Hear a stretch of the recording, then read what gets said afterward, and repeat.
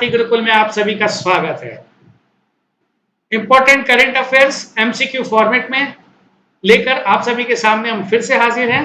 22 जून के कुछ important news.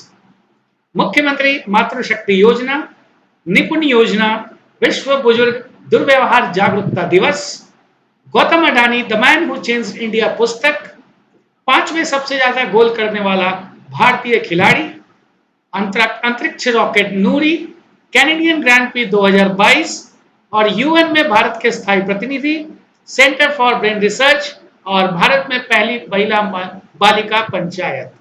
इन मुद्दों से जुड़े एमसीक्यू फॉर्मेट के साथ स्टार्ट करते हैं आज का लेक्चर। मुख्यमंत्री मातृशक्ति योजना किस राज्य में शुरू किया गया है? गुजरात, मध्य प्रदेश, उत्तर प्रदेश या छत्तीसगढ़? हाल ही में मुख्यमंत्री मातृशक्ति योजना किस राज्य में शुरू किया गया है? गुजरात, मध्य प्रदेश, उत्तर प्रदेश या छत्तीसगढ़? देखते हैं दोस्तों, सही जवाब गुजरात। बताते चले, प्रधानमंत्री नरेंद्र मोदी जी के द्वारा मुख्य तौर पर गुजरात राज्य के लिए मुख्यमंत्री मातृशक्ति योजना को चालू करने का ऐलान किया गया। योजना मुख्य तौर पर गर्भवती महिलाओं और उनके बच्चों को लाभ देने के लिए कहा गया, क्योंकि ऐसा देखा गया है अक्सर गर्भावस्था के दौरान पौष्टिक भोजन न मिलने से माता और बच्चे दोनों की सेहत खराब हो जाती है। मुख्यमंत्री मातृशक्ति योजना के अंतर्गत गर्भावस्था के दरमियान गुजरात गवर्नमेंट गर्भवती महिलाओं को हर महीने चना और अरहर की दाल देगी, जिसका सेवन करने से गर्भवती महिला को उचित पोषण प्राप्त होगा और बच्चे का स्वास्थ्य भी अच्छा होगा। अगला सवाल, हाल ही में शुरू की गई निपुण योजना किस मंत्रालय की एक पहल है? महिला एवं बाल विकास मंत्रालय, मानव संसाधन मंत्रालय, आवास एवं शहरी मामलों के मंत्रालय या सूक्ष्म लघु और मध्यम उद्यम मंत्रालय? निपुण योजना किस मंत्रालय की एक पहल है? मानव संसाधन, महिला बाल विकास, आवास या शहरी मामला या फिर एमएसएमई यानी सूक्ष्म लघु और मध्यम उद्यम मंत्रालय? सही उत्तर है दोस्तों आवास और शहरी मामलों के मंत्रालय। बताते चले, national initiative for promoting upskilling of निर्माण वर्कर्स यानी निपुण, आवास और शहरी मामलों के मंत्री हरदीप सिंह पुरी ने नई दिल्ली में निर्माण श्रमिकों के अपस्किलिंग को बढ़ावा देने के लिए इस परियोजना की पहल शुरू की है। निपुण आवास और शहरी मामलों के मंत्रालय की दीनदयाल अंत्योदय योजना राष्ट्रीय शहरी आजीविका मिशन यानी DNULM की प्रमुख योजना के तहत 1 लाख से अधिक निर्माण श्रमिकों को नए कौशल और अपस्किलिंग कार्यक्रमों के तहत प्रशिक्षित करने और उन्हें काम के अवसर प्रदान करने की एक पहल है। तो निपुण योजना आवास एवं शहरी मामलों के मंत्री द्वारा शुरू किया गया है। Gautam Adani the man who changed India नामक पुस्तक किसके द्वारा लिखी गई? चेतन भगत, विक्रम सेठ, RN भास्कर या Kiran Desai? Gautam Adani the man who changed India, यह पुस्तक किसके द्वारा लिखी गई? चेतन भगत, विक्रम सेठ, RN भास्कर या किरण देसाई? सही जवाब दोस्तों RN भास्कर। बताते चले, पेंगुइन रैंडम हाउस जो कि एक पब्लिशिंग एजेंसी है की घोषणा के अनुसार अरबपति उद्योगपति गौतम अडानी की जीवनी पर आधारित Gautam Adani the man who changed India शीर्षक से अक्टूबर में किताब प्रदर्शित होगी। पत्रकार लेखक RN भास्कर द्वारा लिखी गई किताब में पहली बार दुनिया के सबसे धनी व्यक्तियों में से एक के अज्ञात पहलुओं को सामने लाने का दावा किया गया है। अगला सवाल दोस्तों, विश्व बुजुर्ग दुर्व्यवहार जागरूकता दिवस कब मनाया जाता है? World Elder abuse awareness day कब मनाया जाता है? 15 जून, 16 जून, 17 या फिर 18 जून? विश्व बुजुर्ग दुर्व्यवहार जागरूकता दिवस। देखते हैं सही जवाब 15 जून। बताते चलें, विश्व बुजुर्ग दुर्व्यवहार जागरूकता दिवस प्रतिवर्ष 15 जून को मनाया जाता है। इस दिन का उद्देश्य बुजुर्गों के साथ दुर्व्यवहार के प्रभाव की ओर ध्यान आकर्षित करना और उन्हें एक अच्छा वातावरण उपलब्ध करवाना है। इस वर्ष का विषय बुजुर्ग दुर्व्यवहार का मुकाबला है। International network for prevention of Elder abuse INPA के अनुरोध के बाद संयुक्त राष्ट्र महासभा ने अपने संकल्प 66/127 के तहत दिसंबर 2011 में इसे आधिकारिक तौर पर मान्यता दिया गया था। आईएनपीए ने पहली बार जून 2006 में स्वर्णोत्सव की स्थापना की थी, बुजुर्ग दुर्व्यवहार से जुड़ा हुआ, और 2011 से इसे आधिकारिक तौर पर मान्यता दिया गया। हाल ही में संयुक्त पांचवें सबसे ज्यादा गोल करने वाला भारतीय खिलाड़ी कौन बना? गुरप्रीत सिंह, भाईचुंग भूटिया, सुनील छेत्री या सुब्रत पाल? संयुक्त रूप से पांचवें सबसे ज्यादा गोल करने वाले भारतीय खिलाड़ी कौन बने हैं? गुरप्रीत सिंह, भाईचुंग भूटिया, सुनील छेत्री या सुनील पाल? दोस्तों सही जवाब है सुनील छेत्री।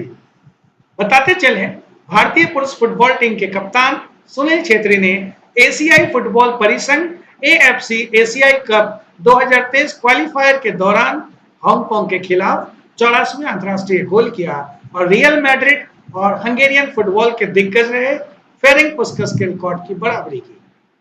क्रिस्टियानो रोनाल्डो के 117 गोल और लियोनेल मेसी के 86 गोल के बाद सक्रिय खिलाड़ियों में सुनील छेत्री अंतरराष्ट्रीय फुटबॉल में तीसरे सबसे अधिक गोल करने वाले खिलाड़ी बने। वह एशिया और भारत के सर्वाधिक सक्रिय गोल खिलाड़ी करने वाले भी हैं। हाल ही में स्वदेशी अंतरिक्ष रॉकेट नूरी का प्रक्षेपण किस देश ने किया? स्वदेशी अंतरिक्ष रॉकेट नूरी का प्रक्षेपण किस देश के द्वारा किया गया? दक्षिण कोरिया, उत्तर कोरिया, जापान या इटली? सही जवाब है दोस्तों दक्षिण कोरिया। बताते चले, दक्षिण कोरिया के विज्ञान मंत्रालय के अनुसार 3 चरणों वाला नूरी रॉकेट शाम 4 बजे प्रक्षेपित होकर 700 किलोमीटर की लक्षित ऊंचाई के लिए रवाना हुआ। दक्षिण द्वीप पर स्थित दक्षिण कोरिया के प्रक्षेपण केंद्र से किया गया। नूरी उपग्रह पृथ्वी के चारों ओर लगभग 7.5 किलोमीटर प्रति सेकंड की गति से 700 किलोमीटर की ऊंचाई पर घूम रहा है। दक्षिण कोरिया ने 21 जून को पहली बार स्वदेशी अंतरिक्ष रॉकेट का सफल प्रक्षेपण किया है। हाल ही में आयोजित कैनेडियन ग्रांड प्री का पुरस्कार किसने जीता? कैनेडियन ग्रांड प्री 2022 का पुरस्कार किसने जीता? Max Verstappen, Sergio Perez, Carlos Sainz या Lewis Hamilton? Canadian Grand Prix 2022 के विजेता कौन है? मैक्स वेस्टरपन।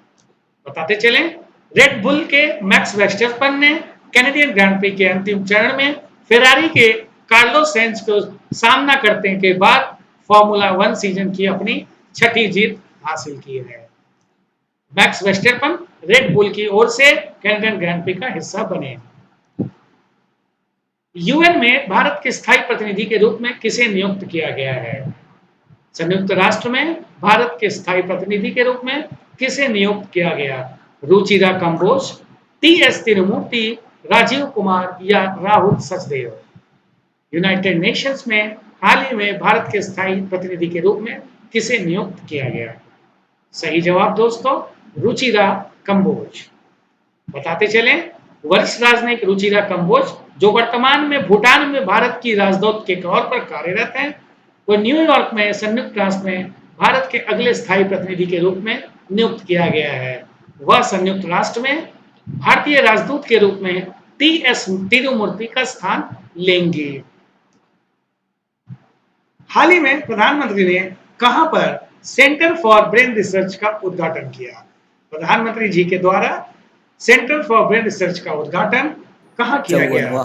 मुंबई, बेंगलोर, नई दिल्ली या इनमें से 54 यानी कि सेंटर फॉर ब्रेन रिसर्च का उद्घाटन प्रधानमंत्री जी के द्वारा किया गया, वह कहां हुआ यह आपको बताना है। मुंबई, बेंगलोर, नई दिल्ली या इनमें से कोई नहीं। सही जवाब है दोस्तों बेंगलोर। बताते चलें, प्रधानमंत्री जी ने आईआईएससी बेंगलोर में सेंटर फॉर ब्रेन रिसर्च का उद्घाटन किया, साथ ही बागची पार्थसारथी मल्टी स्पेशलिटी अस्पताल की नींव रखी। सेंटर फॉर ब्रेन रिसर्च उम्र से संबंधित मस्तिष्क की बीमारियों के इलाज के लिए साक्ष्य आधारित सार्वजनिक स्वास्थ्य उपचार विकसित करने के शोध करने के लिए समर्पित एक अनूठा अनुसंधान केंद्र है। भारत की पहली बालिका पंचायत किस राज्य में शुरू किया गया है? राजस्थान, गुजरात, हरियाणा या उत्तराखंड? भारत की पहली बालिका पंचायत किस राज्य में शुरू किया गया है? राजस्थान, गुजरात, हरियाणा या उत्तराखंड? सही जवाब है दोस्तों गुजरात। बताते चले, पहली बालिका पंचायत गुजरात के कच्छ जिले के गांवों में शुरू की गई है। बालिका पंचायत की पहल लड़कियों के सामाजिक राजनीतिक विकास को बढ़ावा देने के साथ साथ राजनीति में भी लड़कियों को सक्रिय भागीदारी सुनिश्चित करने के उद्देश्य से शुरू की गई है। बालिका पंचायत पहल गुजरात सरकार के महिला एवं बाल विकास कल्याण विभाग द्वारा शुरू की गई। इसे बेटी बचाओ बेटी पढ़ाओ के अभियान के तहत शुरू किया गया। वर्तमान में यह गुजरात के कच्छ जिले के कनारिया, मोटागुआ, मस्का और वडसर गांव में शुरू की गई है।